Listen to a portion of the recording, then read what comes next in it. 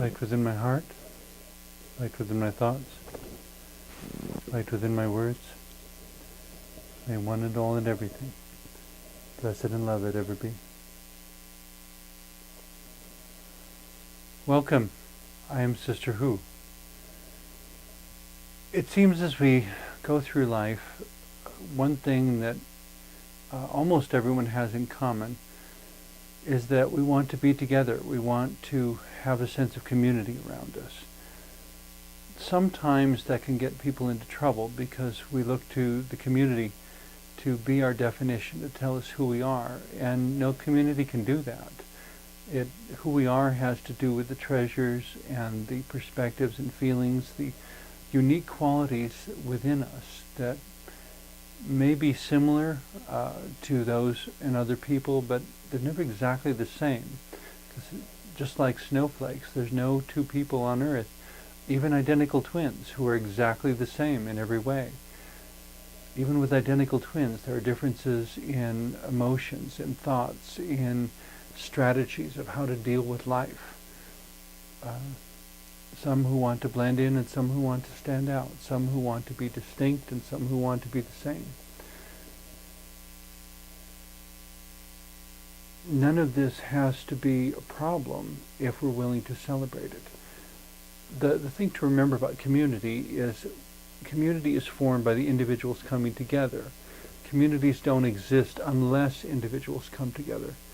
And if individuals come together and abandon all of their individuality and all of their uniqueness, all of the treasures and gifts that the individual have to offer, you wind up with a shell that has lost its humanity, that has lost its ability to be genuinely creative and do new things and invent things and have life be this ongoing, expanding adventure of discovery.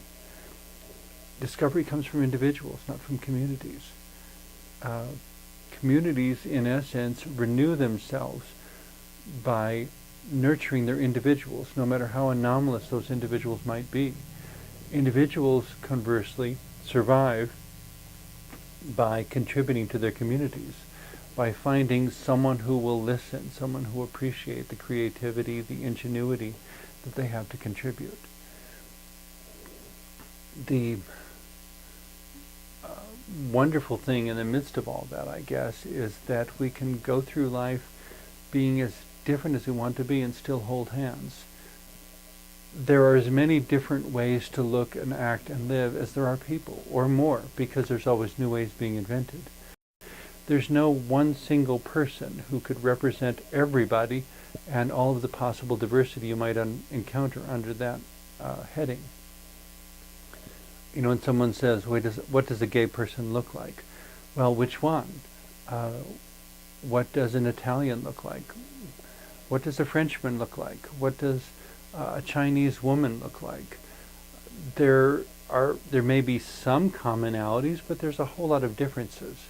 And in amongst even the things that are common, there are still anomalies.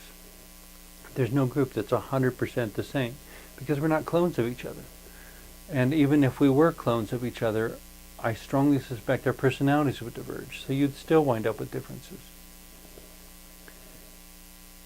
None of which is a problem if we maintain sufficient civility and mutual respect that we can join hands and walk down the street together and try to show the world, to show the youth of the world, that whoever you are, whatever you find yourself to be, it's okay. Be yourself, because you're God's gift to the world in a very real sense. But it doesn't mean, just because you're God's gift to the world, doesn't mean that there is no development to do. God may give you a lump of clay and say, there's your potter's wheel. You know, the earth is spinning through day and night and so forth. In a sense, the earth is like one big potter's wheel, and we're all lumps of clay on the potter's wheel. And we can apply pressure in various ways. We can apply more water, less water, drying out, putting different glazes on ourselves so that we can be different colors, serve different uses. One pot may be used in the kitchen, another may be a flower vase, another may be a candy dish in the living room, all sorts of different things. The choice begins, however, I would say, with looking in the mirror and figuring out who and what you are. And that is not something that's going to be quickly and easily answered, more so because it keeps changing throughout life. And so in that sense, this line of people leading a pride parade is analogous to a line of people leading the march of life through time. That just as you can march down a street and say, here I am what I am, and I'm proud of who I am not willing to be ashamed of myself, I'm not willing to hide who I am just because it isn't exactly what somebody else might prefer.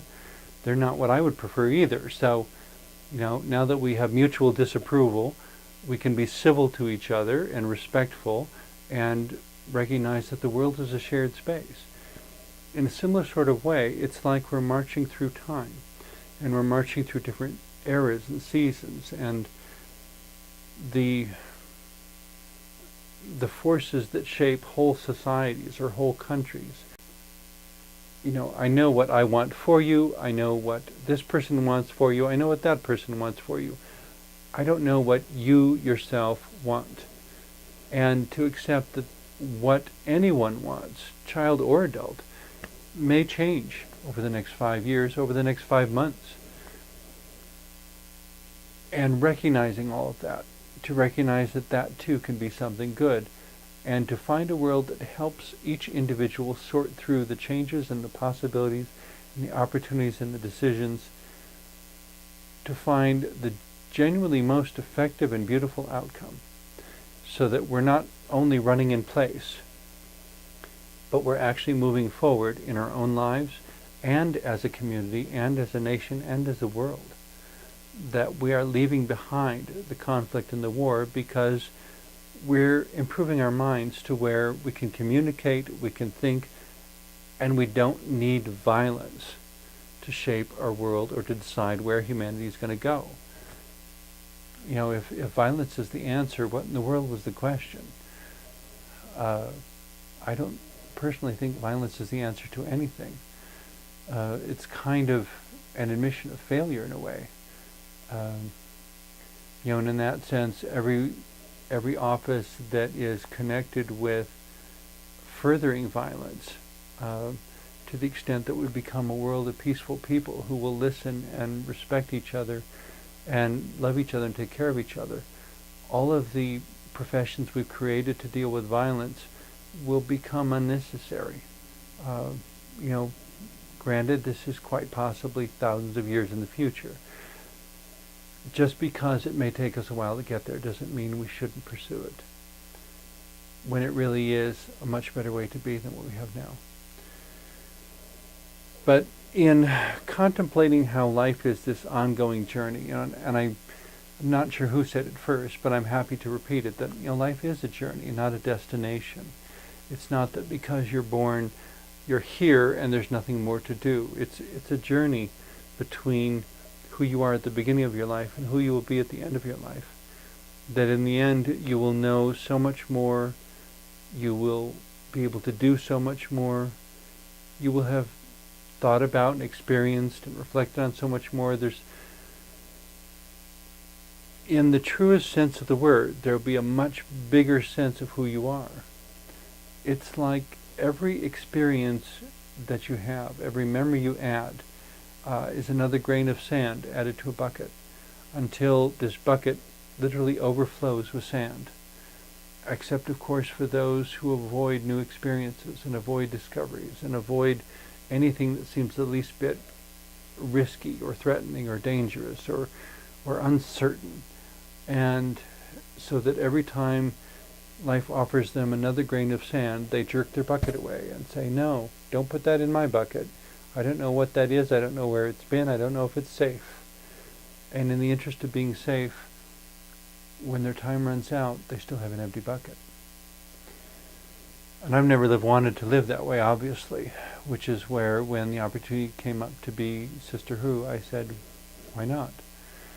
And so I use symbols and metaphors to nurture others' personal and spiritual growth. And I'm upfront with people that I'm a gay man and an occasional bodybuilder, and sometimes the juxtaposition of all these different things is a little confusing to people, and that's okay too. There may be something about that serves to inspire or encourage their growth in some way, that provokes their curiosity and their wonder, and also gives them the freedom to try new things also, or gives them the permission to try new things. Whether or not they do try new things, of course, is entirely up to them, whoever that person may be. But I do whatever I can. And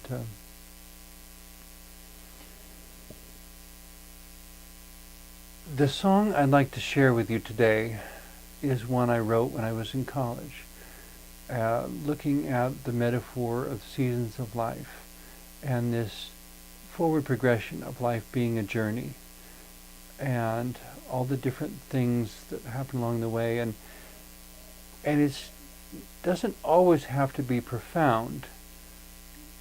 I don't think we should run away from what's profound, but there's times to simply relax and just be, as Madeleine L'Engle says in her book Walking on Water, Reflections on Faith and Art.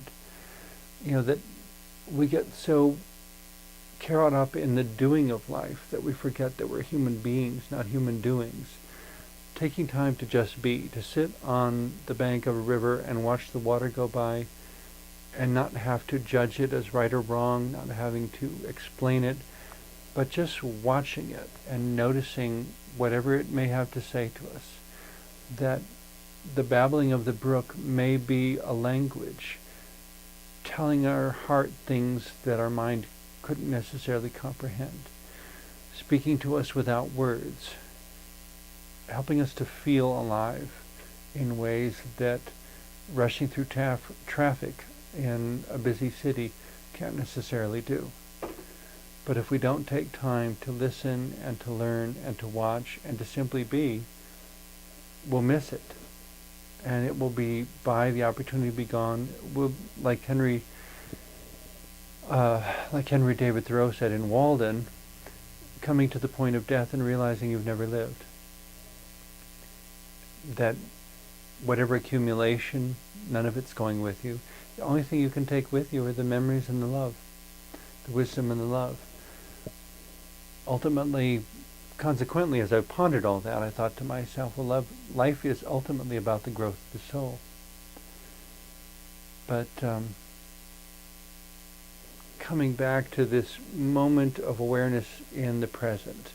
And some people say we need to live in the now, we need to live in the present, because they've seen people who exaggerated the future, that I need to think about where I'm going, and everything is about investing and about what I'm going to become, and they're so focused on the future they don't remember what their past was. I mean, that's something that was brought out in the popular Christmas story, The Christmas Carol, originally written by Charles Dickens, that this character, Ebenezer Scrooge, had totally forgotten where he'd come from. He didn't remember his own childhood memories and had to be reminded of them by the ghost of Christmas past. And then found that he wasn't really even being fully present in the present. The ghost of Christmas present showing him what was going on right around him, that immediately around him, and he wasn't even seeing it. And the ghost of Christmas future showing him, what this is all pointing towards, that Scrooge wasn't really even looking into the future. He was just blind on all three. The thing for my own choices in relating to past, present, future, and trying to strike a healthy balance between them, the metaphor I use is human vision. If one looks only at the present, metaphorically, that's the equivalent of glaucoma, tunnel vision, where we lose our peripheral vision till we can only see what's right in front of us. If one only looks at the past and future and can't see the present, that's the equivalent of macular degeneration, where the center of the eye that is closest to the optic nerve somehow stops functioning. And you can't look straight ahead, but you can see things around the outside of the eye, your peripheral vision. And I met a woman once who had that condition, and she seemed to maneuver just fine, but she couldn't read anything because she couldn't, every time she looked at a word on the page, it would disappear. But if she held it up and tried to read it out of her peripheral vision, there was a minimal amount of comprehension that could go on. So what I'm advocating is we look at past, present, and future as having our full range of vision, that we see what's directly in front of us and we see what's to either side, before us, behind us, above us, below us. We have that peripheral vision that goes around our central vision. Part of what we'll have to notice if we do that, however, is how interconnected everything is, and how,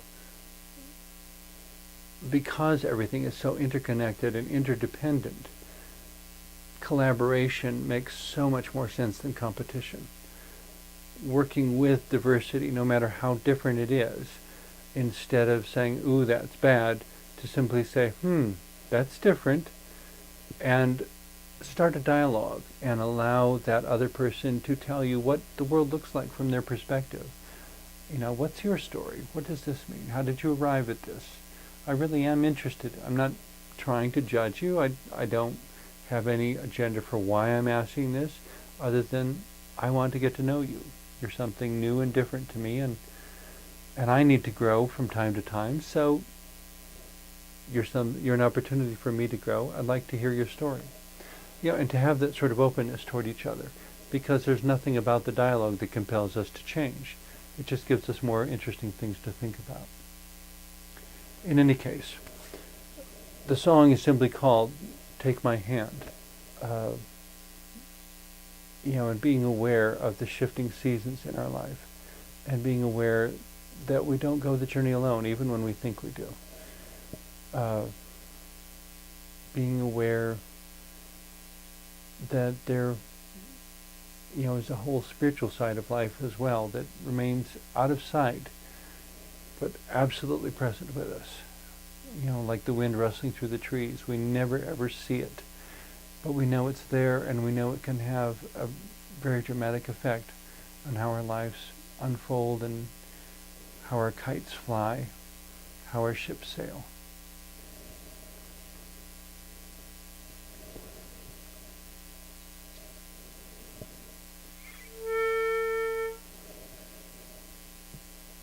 Take my hand and let us find a fragrance fresh and soft and kind, joyous times when life begins, as spring arrives and we enter in.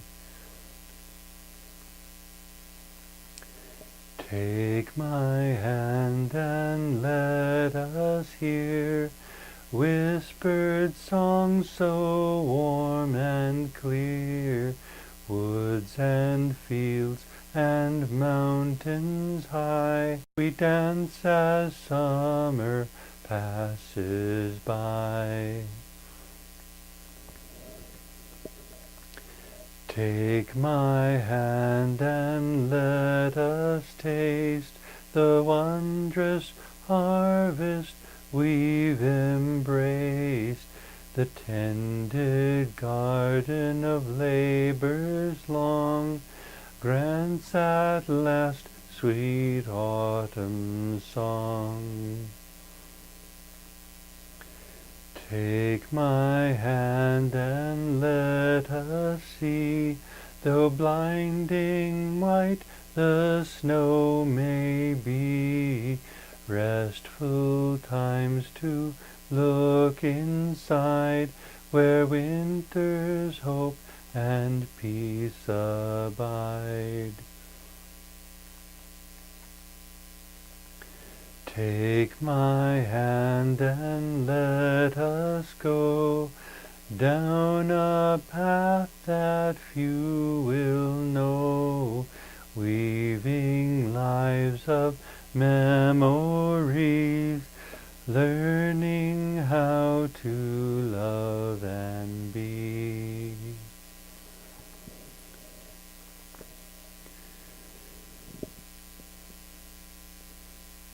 And it is in the learning and in regarding each other as a teacher and ourselves as the entire world's students that every moment of life has something to teach, and every moment of life has something to show. And insight and blessing and wisdom is peeking at us from the most unlikely places, peering through the leaves of trees and the faint melody over the din of traffic in the city. That sort of deeper perception to which the heart is especially attuned. So when we care for our own hearts and we care for the hearts of others, we are keeping alive the most valuable and beautiful and important part of humanity. And every occupation and every task and everything that has ever stripped us of our humanity has taken away something that is so essential to our journey.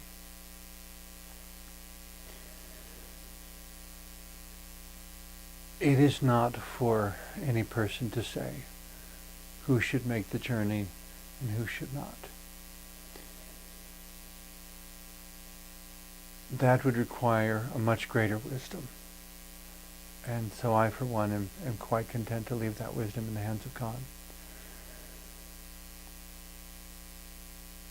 The important thing for us is simply that we do stand up and take each other's hands and be willing to make the journey. That even in not knowing, even in perceiving God as more mystery than comprehension, more mystery than comprehension, there's more that we don't know about God than that we do. And ways in which God remains elusive, frustrating our attempts to scientifically document the existence of God. And part of the reason I think that it is so difficult for science to grapple with something as pervasive and I would say inescapable as the reality of God, it's quite possibly that there are dimensions of us that we have not yet learned to measure. Even the science of psychology is a relatively new science. It's only been around a couple hundred years at the most. There were ways in which we were doing psychological things from the beginning of time, but it's only recently we learned to begin to study it and measure it and figure out when it's there and when it's not. And even then, especially because we're dealing with something that's not material, mostly it's conjecture. That might be problematic for some, but if you believe in the value of life itself, believing that life has value makes it virtually inescapable, that we are all living by faith, faith in life to guide itself towards something ever more wondrous, faith in life itself to find a way to be beautiful even within the most stark and unwelcoming circumstances. And ultimately, in having faith in life, we must have faith in each other and faith in ourselves, that as we take each other's hands and march through this shared space that is our world, that we will find a way to do so that will not be riddled with regret, but rather that will continue the journey, empower the journey. That what we essentially create during each of our individual lives here is one more stepping stone for others after us to use on their journeys. It is not just my journey. It is not just your journey. It is our journey. We are humanity, and humanity is both community and individuality. Thank you for watching and for joining hands with me in a metaphorical sort of way this last half hour.